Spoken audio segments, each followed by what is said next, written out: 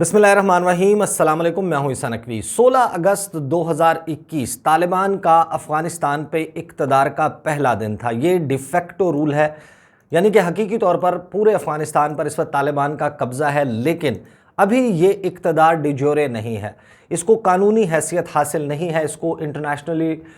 Legitimacy और recognition नहीं मिली। तालिबान के लिए रियल टेस्ट, जो असल चैलेंज है, वो अब शुरू हुआ है। ये असल इम्तिहान है कि तालिबान ना सिर्फ ये कि यहाँ पर इक़्तिदार इसको कायम करने में कामयाब हो जाए, बल्कि उसको बैनुल अक़वामी बिरादरी भी तस्लीम करे। मैं पहले दिन से एक बात कर रहा था कि काबुल के ऊपर कब्ज़ा करना तालिबान के लिए कोई मसला नहीं है, असल मसला है कि काबुल पर कब्ज़े को कायम रखा जाए। और ये रियल चैलेंज जो है, किस तरीके से इसके सामने ऑब्स्टिकल्स, रुकावटें खड़ी की जा रही हैं, इस वीडियो में मैं आपके सामने रखूँगा कि पहले ही दिन किस तरीके से मुनज़्ज़म साजिशों का आगाज़ हुआ, इसमें कौन कौन से मुमालिक मुलव्वस हैं, क्या कुछ कर रहे हैं, और इस सारी सूरत हाल के नतीजे में अफ़गानिस्तान में किस किस्म का लाइकली सिनेरियो उभरेगा। ये हम सबको मालूम है कि अफ़गानिस्तान एक लैंड लॉक्ड कंट्री है, और अगर इंटरनेशनल लेजिटिमेसी नहीं मिलती, जो इलाकाई ममालिक हैं, हमसाया ममालिक हैं, वो तालिबान के इक़्तिदार को तस्लीम नहीं करते, उनके साथ तिजारत नहीं करते, तो फिर तालिबान के पास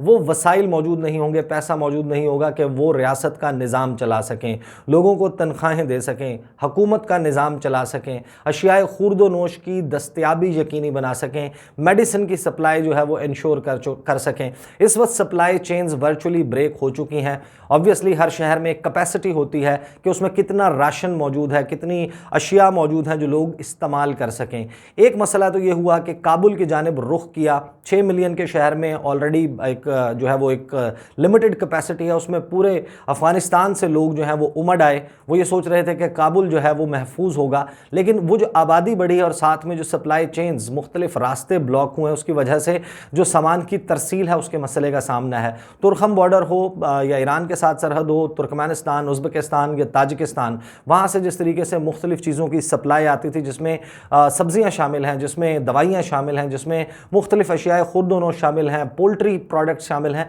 वो रुक गई है। अब इस सारी सूरत हाल में जिस साजिश का आगाज़ किया गया है, क्योंकि तालिबान उन्होंने आते ही क्या ऐलान किया, मैं आपके सामने कुछ चीज़ें रख देता हूँ, आपको अंदाज़ा होगा कि ये किस किस्म की मुनज़्ज़म साजिश है। और जो प्लान ए फेल हुआ, जिसमें अमेरिका और उसकी इत्तेहादी अफवाज का मकसद ये था कि जो लोग जिनके साथ 20 साल जिनकी पुश्त पनाही ये करते रहे और एक कठपुतली के तौर पर ये 20 साल तक ये लोग नाचते रहे अमेरिका और उसके इत्तेहादियों के इशारों पर, ये लड़ेंगे, ये टफ टाइम देंगे तालिबान को, और बिल्कुल जो है वो एक खाना जंगी की सूरत हाल होगी, रीजन डिस्टेबलाइज हो जाएगा। पाकिस्तान, चीन, रूस, तुर्की समेत मुख्तलिफ इलाकाई ममालिक, उनकी तवानाइयाँ अफ़गानिस्तान में सर्फ होंगी, और अमेरिका और उसके इत्तेहादी बड़े आराम से, मज़े से चीन का मुकाबला करेंगे, जिसको वो अपना दुश्मन नंबर 1 करार दे चुके हैं। हुआ क्या, चीज़ें तवक्कुआत के बिल्कुल बरअक्स हुई, और जो अफ़गानिस्तान में मौजूद इन ममालिक के पिट्ठू थे, वो रेत की दीवार साबित हुए। उन्होंने तालिबान के सामने एक शर्मनाक किस्म का सरेंडर कर दिया। उनके पास ऑप्शन भी नहीं था, क्योंकि जो ऑन ग्राउंड रियलिटी है कि तालिबान को अवाम जो है वो वेलकम करते हुए नज़र आ रहे हैं। इसी वजह से हमने ब्लड शेड भी नहीं देखा, तालिबान को कोई मसला नहीं हुआ मुख्तलिफ शहरों को टेक ओवर करने में। लेकिन फिर अब इस साजिश का आगाज़ हुआ, और पहले ही दिन मैं आपके सामने कुछ चीज़ें रख देता हूँ। पहले तो मैं आपको बता देता हूँ कि जो दुनिया के 60 ममालिक की तरफ से एक ऐलान सामने आया। उन्होंने क्या कहा, संडे नाइट को, लेट संडे नाइट को जो है वो तकरीबन 60 ममालिक हैं, उन्होंने एक मुश्तरका बयान जारी किया, जिसमें उन्होंने मुतालबा किया कि those in power and authority across the country, यानी कि तालिबान जो इस वक्त इक़्तिदार में मौजूद हैं, बियर रिस्पॉन्सिबिलिटी के ये ज़िम्मेदारी उनकी है, और उनको जो है वो अकाउंटेबल भी इसके हवाले से समझा जाएगा, for the protection of human life and property, कि इंसानी जान और जो माल है उसका तहफ़्फ़ुज़ किया जाए, and for the immediate restoration of security and civil order. अब सिविल ऑर्डर और सिक्योरिटी का कितना मसला है, सबको मालूम है कि अफ़गानिस्तान में ब्लड शेड जिस तरीके से फोर्स ही किया जा रहा था, चंद वाक़यात हुए, इक्का दुक्का वाक़यात हुए, और वो किसी भी मुल्क में इतना बड़ा जो है वो तब्दीली आए तो वहाँ पर होना कोई अचंभे की बात नहीं। इसमें ख़ुद काबुल एयरपोर्ट के ऊपर अमेरिका किस तरीके से इन्वॉल्व था, किस तरीके से उसके जहाज़ के साथ जो है वो उस पर चढ़ने की, सवार होने की कोशिश कर रहे थे। 2 लोग, इंतहाई खौफनाक मनाज़र हैं। जो C-130 से गिरते हुए देखे जा सकते हैं। इसी तरह इतला है कि वहाँ पर उन्होंने फायरिंग भी की लोगों को पीछे हटाने के लिए, उसमें भी लोगों के मारे जाने की इतला है। तो फिर जो ब्लड शेड की जो बात की जा रही है वो किस किस्म की एक साजिश है, मैं आपको बताता हूँ कि जो उसमें जो स्टेटमेंट है उसमें आखिर में जो कंक्लूजन है वो ये दी गई कि the Afghan people deserve to live in safety, security and dignity, कि ये अफ़गान अवाम का हक है कि वो सिक्योर तसव्वुर करें, ख़ुद को महफूज तसव्वुर करें, उनके लिए एक बाइज़्ज़त माहौल हो रहने के लिए। We in the international community stand ready to assist them, कि हम तैयार हैं कि जो भी इस चीज़ को इंश्योर करेगा हम उसको असिस्ट करेंगे। अब ये 60 ममालिक ने ये बयान तो दे दिया और तालिबान ने उसकी जानिब उसके जवाब में ये यकीन दिलाया कि तमाम जो डिप्लोमेट्स हैं उनको हम एक सिक्योर एनवायरनमेंट का यकीन दिलाते हैं। और जब तालिबान ने टेक ओवर किया तो उन्होंने क्या कहा, उन्होंने कहा कि द वॉर इज़ ओवर, जंग ख़त्म हो चुकी और अब हम एक तो उन्होंने माफ़ी का ऐलान किया, आम माफ़ी, कि किसी को कुछ नहीं कहा जाएगा। जब तालिबान की तरफ से इस किस्म का कोई जेस्चर नहीं आया, फिर लगा कि ये लोग तो जो अब मामला जो है वो हल हो जाएगा, ना हमारे जिन लोगों को हम 20 साल से बैक कर रहे थे हम उनको छोड़ कर गए हैं, ना वो लड़ रहे हैं। हमने तो ये कहा था हम इनको असलहा देंगे, जदीद तरीन इक्विपमेंट देंगे, लेकिन ये लोग तो तालिबान के साथ लड़ाई नहीं कर रहे। फिर मेरा ख्याल है कि शायद ये प्लान बी एक्टिवेट होता हुआ नज़र आता है। अब मैं आपको बता देता हूँ कि जो अफ़गानिस्तान के सफ़ीर हैं, गुज़श्ता वीडियो में मैं तस्करा कर चुका हूँ, उन्होंने कहा कि जो इस वक्त काबुल है उसमें रिहायशी हैं वो एक खौफ की फ़िज़ा में जी रहे हैं। एक अब पिक्चर जो है वो बनाई जा रही है, पोर्ट्रे की जा रही है, और उसकी बुनियाद पर एमनेस्टी इंटरनेशनल जो है उसके सेक्रेटरी जनरल ने जर्मनी से ये मुतालबा किया कि ज़्यादा से ज़्यादा अफ़गान शहरियों को निकाल कर जर्मनी मुंतकिल किया जाए। मैं आपको बताऊंगा कि ये किस तरीके से ये एग्जैक्टली आगे अनफोल्ड होती है, आपको अगले चंद माह में, चंद हफ्तों में, चंद सालों में ये सब कुछ होता हुआ नज़र आएगा, और किस तरीके से डिस्क्रेडिट किया करने का आगाज़ हो चुका है तालिबान के रूल को अफ़गानिस्तान में। क्योंकि आलमी बिरादरी प्रैक्टिकली उसने अफ़गानिस्तान से इनखला तो किया है लेकिन अफ़गानिस्तान में मदाखलत को बंद नहीं किया है, और ये मदाखलत जो है वो कभी भी अफ़गानिस्तान के मसले को हल नहीं होने देगी। आइडियल सिचुएशन ये थी कि ये तालिबान को यहाँ पर छोड़ दिया जाए और ये अफ़गानिस्तान के तमाम धड़े बैठकर ख़ुद ये फ़ैसला करें कि अफ़गानिस्तान की सूरत हाल, उसका इक़्तिदार किसके पास होगा, यहाँ पर किस तरीके से निज़ाम को चलाया जाएगा। और अगर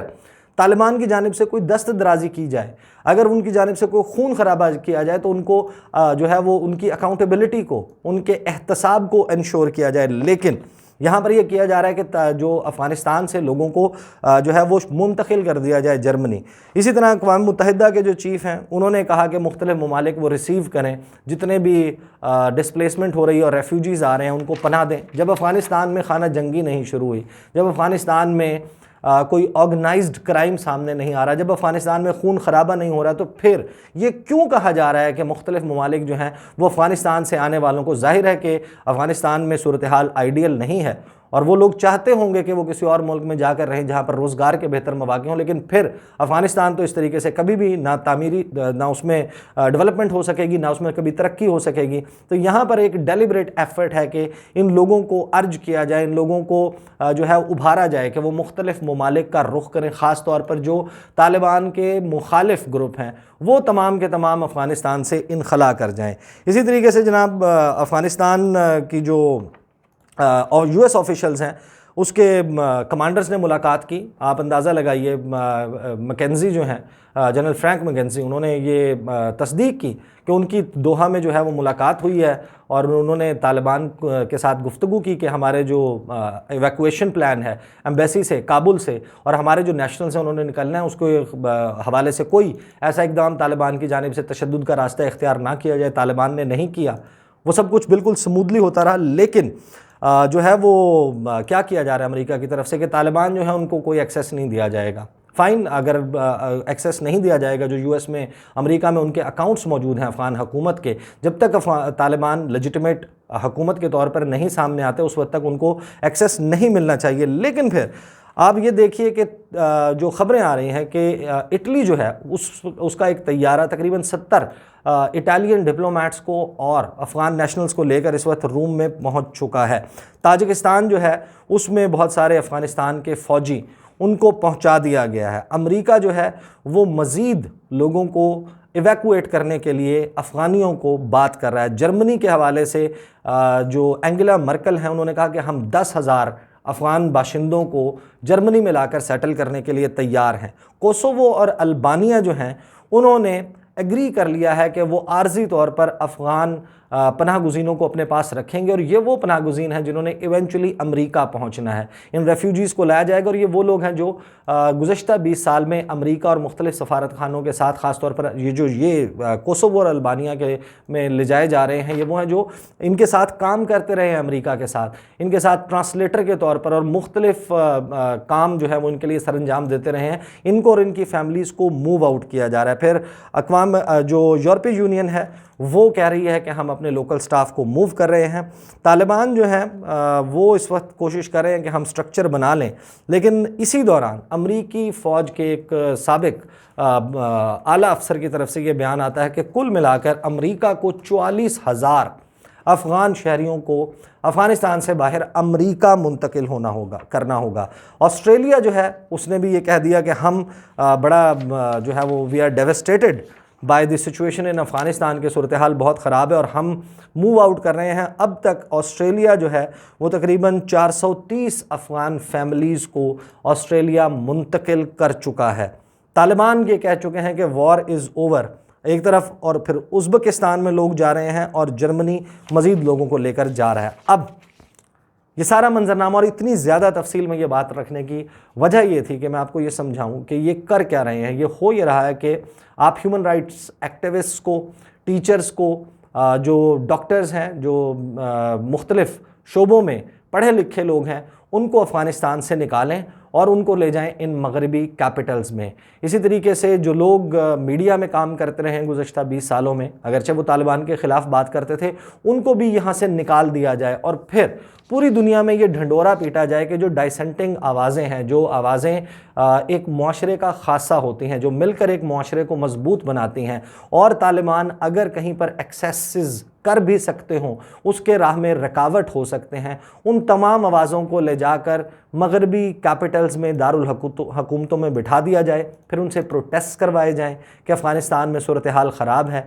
अगर तालिबान इस वक्त इंश्योर नहीं करते कि इन तमाम लोगों की सेफ्टी हो, इनको जो है वो आम माफ़ी मिले, तो तालिबान इवेंचुअली विल फेल। वो इस इम्तिहान में नाकाम हो जाएंगे कि वो उनको लेजिटिमेसी मिले, मुख्तलिफ ममालिक उनको रिकगनाइज़ करें, उनके साथ तिजारत करें, उनके साथ मुआशी जो इंडस्ट्री के जो सनती मुआहदे हैं वो किए जाएँ और अफ़गानिस्तान को एक गुज़रगाह के तौर पर इस्तेमाल करें और फिर ट्रांजिट फ़ीस जो है वो अफ़गानिस्तान चार्ज करे। यहाँ पर पूरी की पूरी कोशिश ये है कि उसको एक आइसोलेट करके एक ऐसा मुल्क बना दिया जाए जहाँ पर सिर्फ़ और सिर्फ तालिबान और उनके हामी बस रहे हों।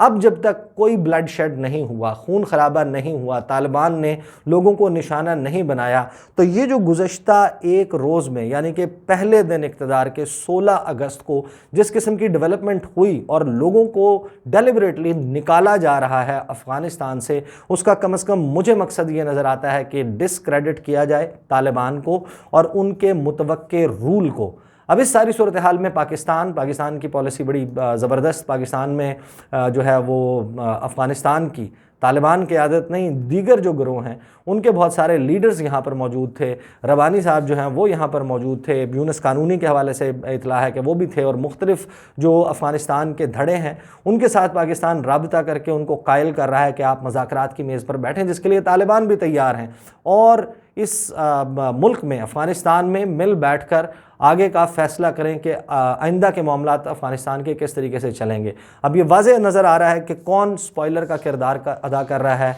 कौन अफ़गानिस्तान में वाकई हकीकी तौर पर अमन और इस्तेहकाम का ख़्वाह है। ये सूरत हाल जो है वो तब्दील हो रही है। एक चीज़ जिसका मैं तज़किरा भूल गया, हमारा मशरक़ी हमसाया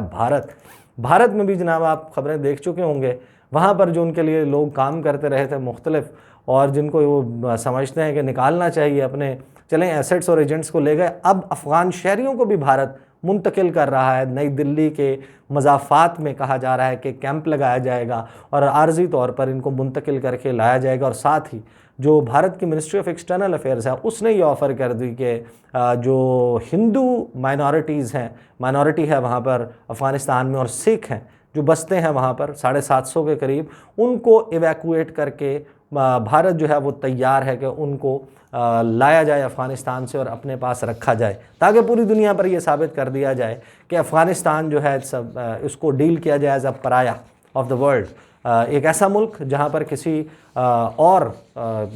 अक़लियत के रहने की गुंजाइश नहीं है और किसी डाइसेंटिंग वॉइस की इजाज़त नहीं है। इस सूरत हाल अनफोल्ड हो रही है, इसके ऊपर मैं बात करता रहूँगा। इंशाल्लाह अगली वीडियो में आपके साथ मुलाकात होगी। मुझे इजाज़त दीजिए। अल्लाह हाफ़िज़।